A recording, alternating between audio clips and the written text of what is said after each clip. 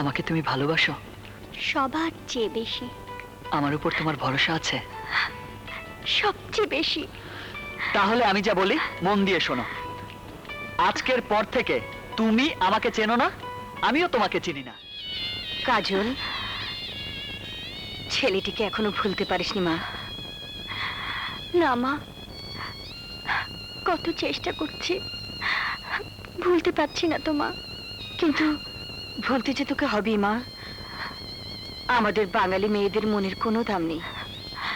এই আমাকে দেখ, ছেলেবেলায় কত স্বপ্ন ছিল গায়িকা হব।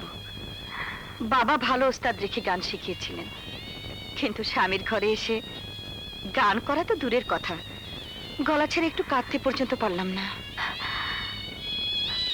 মা, আব্বু তোমাকে? আরে না না, তোর আব্বুর কোনো দোষ দিচ্ছি না। স্বামী হিসেবে তোর আব্বু অনেক বড়। আমি বলছিলাম, বাঙালি মেয়েদের সারাটা জীবন শুধু কোরবানি দিতে হয়, কখনো মেয়ে হয়ে, কখনো বউ হয়ে, কখনো বা মা হয়ে। কিন্তু মা, মানুষের জীবন তো একটাই, তার কথা মনে হলে এত বড় দুনিয়াটা কিছুই দেখি না যে। কাজল মা আমার, কি ব্যাপার? মেয়ের বিয়ে দেবেন, কত আনন্দ আপনার, মুখটা গোমরা করে বসে আছেন কেন? শোনো মিনু, তোমার মেয়েকে এখনো বোঝাও, আত্মীয় স্বজনের কাছে আমার জন্য নাক কাটা না যায়।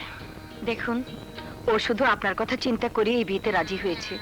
বাচ্চা মেয়ে, মা বাবাকে ছেড়ে যেতে ওরও তো মনটা খারাপ লাগতে পারে। ওকে বিদেশে পাঠিয়ে আমিও কি খুব আনন্দে থাকবো ভেবেছো? আমারও যে বুকটা ফেটে যাচ্ছে মিনু। আহা, কাঁদবেন না তো, তাহলে আমি ওকে দিয়ে ফেলবো। না, কাঁদবো না, তবে তুমি ওকে আবার একটু বোঝাও। আমাকে এখান থেকে নিয়ে যাও অনেক, চলো পালিয়ে যাই। কি বললে কাজল?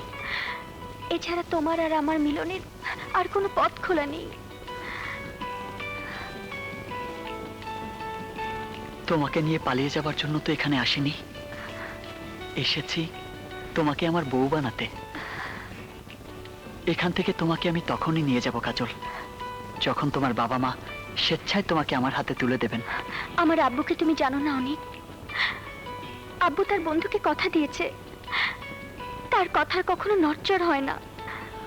আর আমিও আমার বাবাকে কথা দিয়ে এসেছি, তোমাকে বউ করে নিয়ে যাব। আমার বাবার কথারও নড়চড় হবে না। কিন্তু আমার বিয়ের দিন তো ঘনিয়ে আসছে, দেখতে দেখতে বিয়ের শাড়ি আমার শরীরে কাফন হয়ে জড়িয়ে যাবে, আমি মরেই যাব অনেক। না কাজল, কাফন পরা জানাজা করা মানুষও বেঁচে ওঠে, কারণ জন্ম মৃত্যু আর বিয়ে সবই হয় আল্লাহর ইশারায়। সেদিন রোহিঙ্গা বাবার মাজারে গিয়ে বোঝনি কাজল, আমাকে তুমি ভালোবাসো? সবার চেয়ে বেশি। আমার উপর তোমার ভরসা আছে?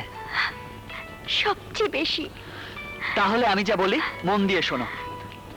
আজকের পর থেকে তুমি আমাকে চেনো না, আমিও তোমাকে চিনি না। দুজনের পরিচয় আবার নতুন করে হবে। মনে রেখো, আমি যা কিছু করব সবই করব শুধু তোমাকে পাবার জন্য। এবার বলো, তোমার আব্বুর মনোনীত পাত্রটির নাম কি? টনি। টনি?